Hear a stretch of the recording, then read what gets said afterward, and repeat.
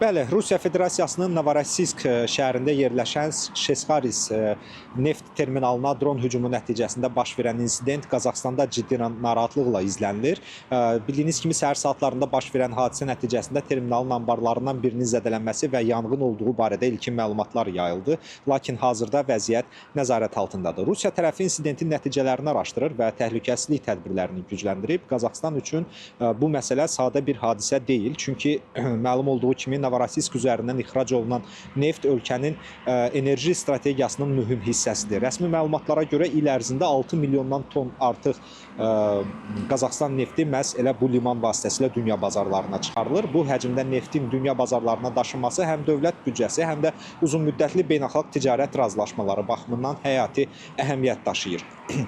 Bundan əlavə sözü gedən marşrutun əhəmiyyəti təkcə logistika deyil. Burada söhbət enerji təhlükəsizliyi, ixal-ixrac balansı, tranzit sazişləri və beynəlxalq öhdəliklərdən gedir. Marşrutun dayanması və ya zədələnməsi Qazaxstan üçün iqtisadi itkilərlə yanaşı bazarlarda etibarlılıq məsələlərinə də təsir edə bilər. Hazırki məlumata əsasən Qazaxstan neftinin nəqli dayandırılmayıb, Atrau-Samara və Aktau-Maxaçkala arteriyaları üzrə nəql normal rejimdə davam etdirilir. Sistemlərdə fasilə və ya məhdudiyyət tətbiq olunmuyor.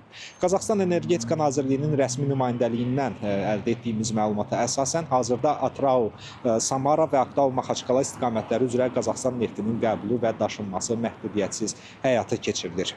Nazirlik Transneft şirkəti ilə daimi əlaqədədir və operativ informasiyanı diqqətlə izləyir. Vəziyyət nəzarətdə saxlanılır. Hazırda rəsmi qurumlar tərəfindən əlavə risklərin qiymətləndirilməsi də aparılır. Eyni zamanda alternativ marşrutların vəziyyəti də monitorinqdə saxlanılır.